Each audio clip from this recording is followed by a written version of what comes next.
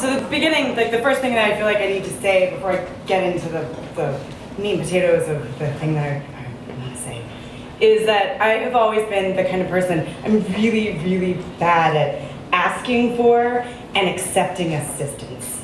Like when I really need it, like I could really need it. Like not in those ways where like you're saying, I need to move this table from over here to over there. Like I can do that. It's more like the table is on top of me and it's collapsing my lungs and I can barely breathe. And someone will say, do you need help? And I'll say, no, I've got it. and my friends have described me in ways like saying things like, words like Spartan, or a good friend of mine has told me that she promised me that when I die, she's gonna make sure that written on my tombstone are the words, no, I do it myself. So basically what it kind of comes around to is that I was living in Jersey City with this man who, he had like good parts, good things. There were some good parts, good things. But he was really like controlling in this way that was hard to identify because I hadn't been in a relationship with somebody who'd been controlling. I've mostly dated guys that I could snap like twigs. And so what ended up happening was that I would be in these situations with him where he would, not let me wear certain things because he didn't want me to look attractive to other people, or he didn't like the way I told a story. You guys get that? That's not okay. I tell a story in a certain kind of tangential way. And so we would get in these crazy fights, and we drank. I drank, he drank, we both drank. There were drugs involved. But what would end up happening is that we would get in these fights in the street. He would yell at me, and we would get home. We lived together, and I would say, "Look, you," well, not you. I don't know who's there. I would say, "Look, you. We live together. We share space.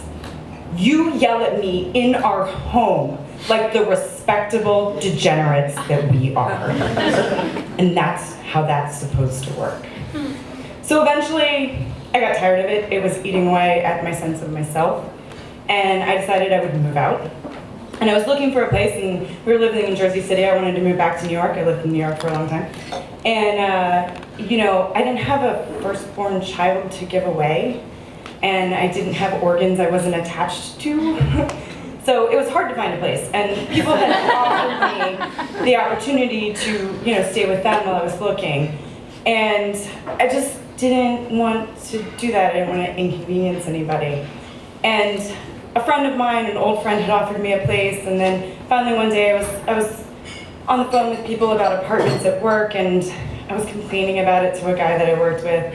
And he said, well, why don't you just come and stay with me? You can stay with me and my wife. We have a sofa. You can stay there. And I said, no. A friend of mine had offered me. It's fine. I'll find something. And I can do this myself. And he said, that's stupid. That's just stupid, man. That's your ego.